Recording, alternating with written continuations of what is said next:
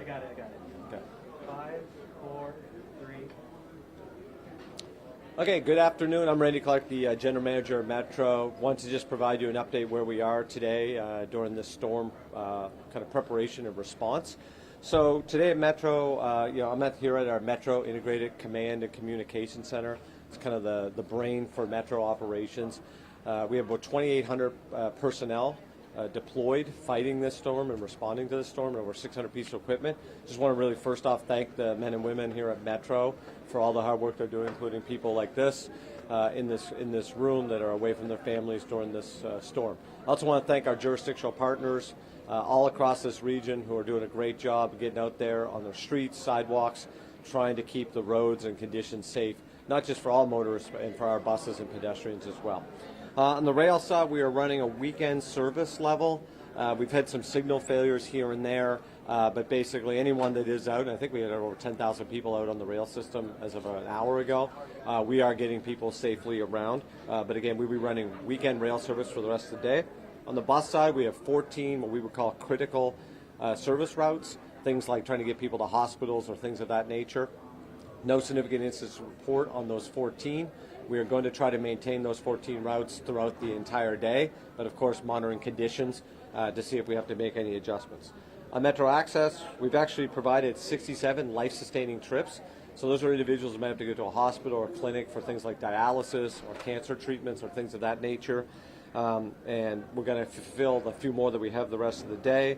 But as of 3 p.m., we're going to have no more new trips booked on Metro Access. So for tomorrow, Monday the 26th, our plan right now is to have rail open at 6 a.m. So repeat, tomorrow will be 6 a.m. instead of the regular 5 a.m.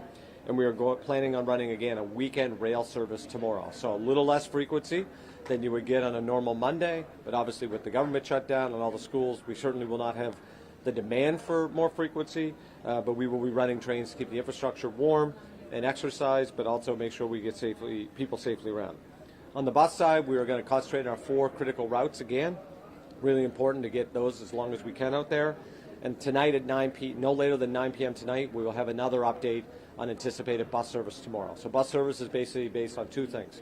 Conditions of our roadway, and all across this region is different. From Loudon to New Carrollton, from Franconia to Shady Grove is a big area, and those conditions may vary. And second is the ability to get our staff in to operate these vehicles safely for our customers. So again, 9 p.m. tonight, we will give a further update on tomorrow on the 26 bus service. Same thing on Metro Access. We anticipate running all life-sustaining trips tomorrow. We are very much asking any customers that have the ability to rebook, especially if it is not a critical trip, to work with us and do so for later in the week. And again, at 9 p.m., we will provide additional updates on Metro Access tomorrow. So again, just thank all of our partners, all the Metro staff out there in these conditions that luckily we have a little bit more sleet than freezing rain, but we are very worried about the freezing rain coming up. We just want people to be safe. So as far as everything resuming back to normal, like you said, that all is incumbent on the road conditions. That road conditions, weather too. So our goal, listen, there's no chance of us running regular service tomorrow. Like I just said, that'd be weekend focus, and then we're going to build back on bus. We're going to do everything we can to run as close to normal service on Tuesday, but of course we'll provide updates tonight, and then again probably multiple times tomorrow. So conditions are really important here. So far the rail system is operating very well from the kind of snow and ice point of view, and then on the bus side it's really street-based conditions. With temperatures being a concern, especially tonight, remind people how that affects the rails in general. Yeah, listen, this weather, and it's not today.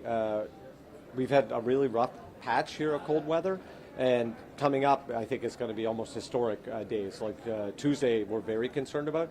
So very cold weather could actually lead to potential rail breaks. So rail, like a piece of metal, obviously expand and contract, and this weather is very extreme, and so any little minor issue on a rail could snap, and we had a couple last week. So we are hopeful that we've kind of worked some of those out, but we have a lot of crews on ready to safely make some repairs and keep going. So same with door systems, they're air-based, and there's just bad weather like this just impacts everything. So we ask everyone, just be patient. You have our commitment. Everyone in Metro is fully engaged our emergency operations center, all of our staff. We are here working hard to make sure we can get people safely around. Little patience, enjoy the football, some hot soup or something, stay home if you don't need to, and we're slowly but surely this week, just like everybody else, we'll get people back to some normalcy. Is it the ice or the cold temps that affect the rail? On the rails itself, it's actually the colder temperatures. The ice is really bad for escalators. It's bad for trip, slips, and falls, obviously, and stairs and all those types of things. Door systems on our trains and buses, really challenging. You got to get that seal to get that door. It's just bad too. We still have some older trains. Our 3000 series trains are from the early 80s. So, my body doesn't work as well today as it did 20 years ago, just like our trains, right? So again, working with our partners to make sure the roads are safe and making sure all of our equipment is safe as well. So for people relying on Metro, it's okay for them. Sorry? It's okay for them to rely on Metro, especially the trains. Yeah. If we're running service, it is safe. And we want people to know that. And our big ask is follow Metro Pulse, which is our real-time app. You can get all that type of information. Our social channels obviously cover that, and yourselves as media getting the word out. So, and all of our jurisdictions have our information too. So basically, the old saying is be weather aware, and just follow us for updates. And last for me, we always like to compare from the last major winter event with how things are operating today and what you're anticipating tomorrow. Is it what you expected? Is it compared to even last time we saw something like this before, as far as the response? Yeah, I mean, I've been doing snow and ice professionally for a long time, especially I did a lot in the Boston area. So my expectations is never think you actually know what's going to happen. We always say plan for the worst and hope for the best. I know that's kind of cliche. This forecast is pretty similar to what Weather Service and Capital Weather Gang said what would happen. There's a lot of people going to be, oh, we didn't get as much snow. I'd rather 5 more inches of snow than freezing rain. Like, that is the dangerous stuff. So the storm is far from over. Tonight is going to be very challenging in this region, and then tomorrow morning. And whatever is not cleaned up is going to be an ice block here for several days. So people need to have some serious patience around this region for the next few days. And, I think I was with the mayor at press conference. Look after yourself, but also go check on your neighbors, especially people that might have senior neighbors or people that might need an extra hand. That's what we need to be doing right now the next few days. For buses, do you use chains on the tires at all, or do you not? No, the weather conditions will dictate where we can actually run. So these are big, heavy vehicles, which both sound like they're good in snow, but also then can be more dangerous. So things like hills are challenging, tight corners. So we're working, we have a staff member embedded in DC's DPW Storm Center as well. We talked to Montgomery County, Prince George's, all of Northern Virginia, Maryland DOT.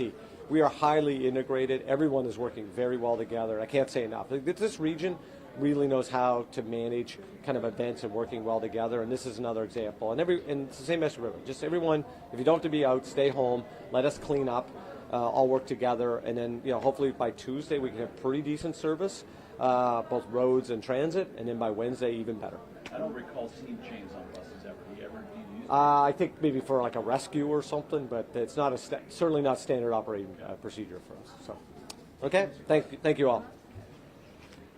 Okay, thanks guys. Thanks for being here. Thanks a lot. Yeah, be safe when you're out there.